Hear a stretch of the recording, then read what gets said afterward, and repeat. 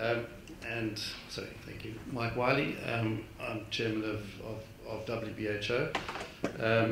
We're a construction company in South Africa, been here for many decades, and our turnover is about $2.5 billion a year.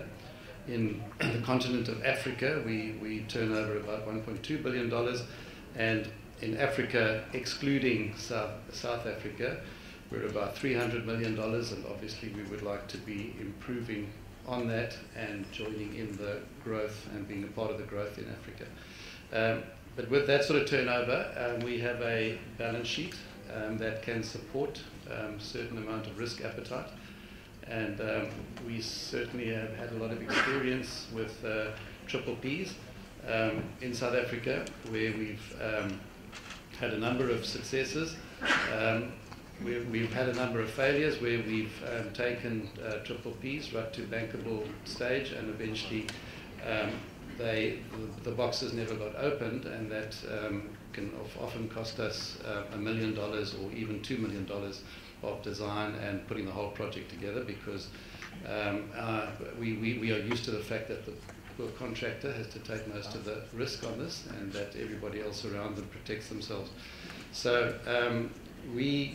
but we do have a risk appetite. We do realize that we have a role to play, and the big challenge is to find those projects that meet all the criteria that can minimize that risk.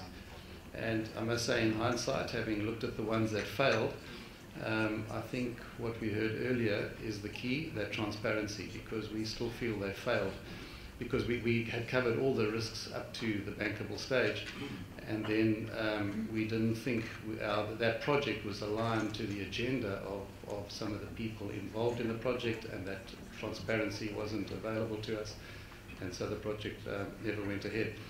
So, but we've learned from that, and we're just a lot more careful with risk. As far as resources are concerned, we do most of our work in Africa, and obviously South Africa is done on a normal, traditional tendering basis, where we have estimators and quantity surveyors, and we either tender on a lump sum basis, fixed price, or on a normal bill of quantities. And we've had a lot of success in Ghana, in Sierra Leone, on mining. We do mining earthworks, mining construction infrastructure, and retail, working a lot with South African clients, building breweries around Africa.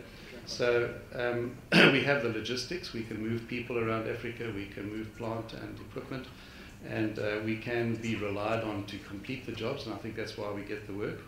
But we've only got one project at the moment in Africa on a concession basis, where we've taken equity. That's a 100 megawatt, which I think will go to 200 megawatt power, gas-fired turbine power plant in Resena Garcia with the Mozambique government.